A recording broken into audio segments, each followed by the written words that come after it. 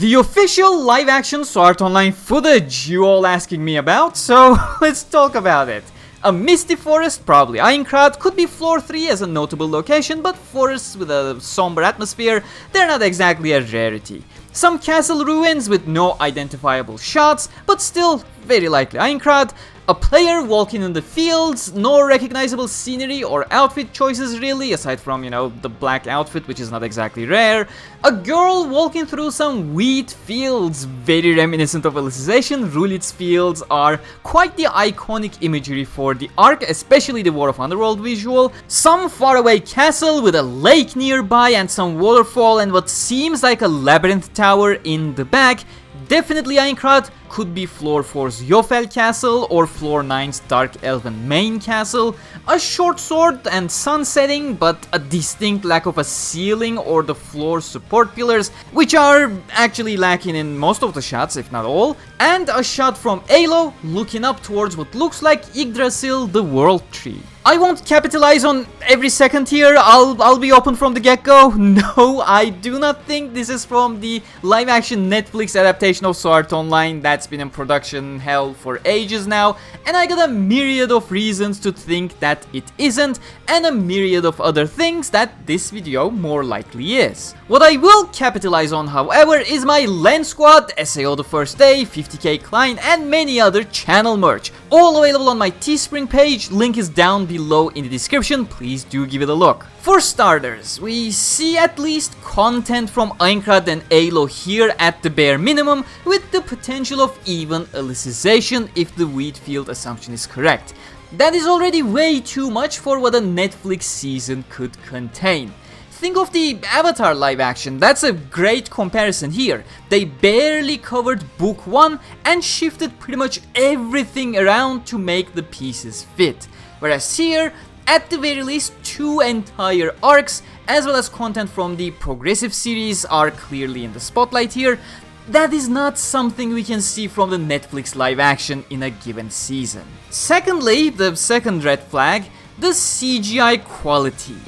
These are all wide, random, slow-mo establishing shots, all of them without exception.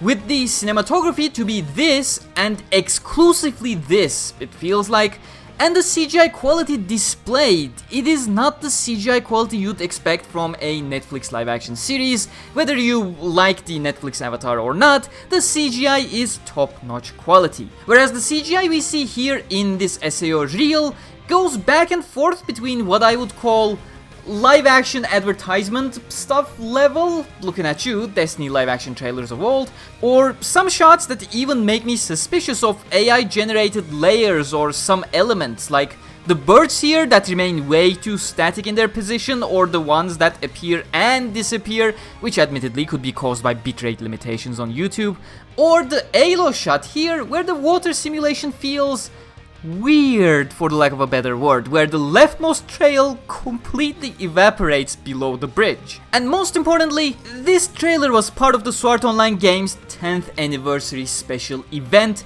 the teaser part of their To the Future trailer, with trademarks only featuring the main series anime trademark, which gets updated to the latest anime project, that is SAOP, aka Progressive Movies at the moment, AGGO anime trademark, aka GGO2 project for season 2, and Bandai Namco Entertainment, which is the licensor of SAO Games. If this was some teaser for the Netflix project, you'd at least see the Netflix licensing here, and probably not the Bandai Namco licensing. What is it then? Well, the answer also starts right here. These are the 3 standard trademarks you will find on all Sword Online games. Bandai Namco and the latest version of the anime projects they own and are including in a given game project. And being part of an SAO Games trailer in an SAO Games event, well, it's very likely this is something for SAO Games. There are 2 potentials that I see as highly likely. First off, simply something similar to the FullDive opening animation. A celebratory featurette Bandai Namco is preparing for the 10 years of Sword Online games. A little 2-3 minute long featurette perhaps.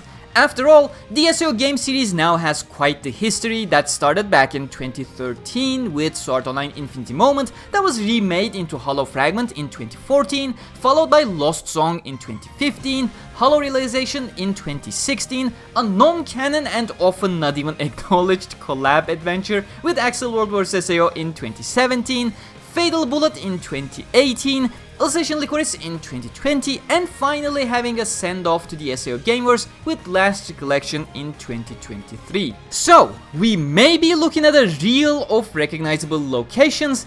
However, what makes me feel like that's not exactly it is that, well, we didn't exactly see any recognizable landmarks or events for that matter. For such a trailer, I'd expect something like the Ruby Palace from Hollow Fragment, the Tree 7 Sangad in Lost Song, either the Incomplete Aincrad or the Teleport Gate Plaza from Hollow Realization, SPC Grokken from Fatal Bullet, any of the memorable locations from Alicization for Licorice and Last Recollection. That was not the case.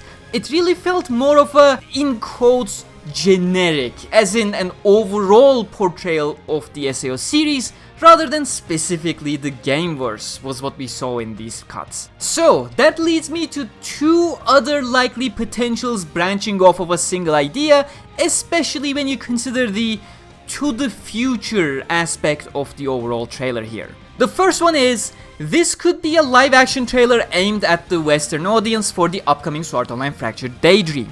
The CGI quality really reminds me of those live action Destiny trailers. That's what made it feel like a reasonable potential here for me.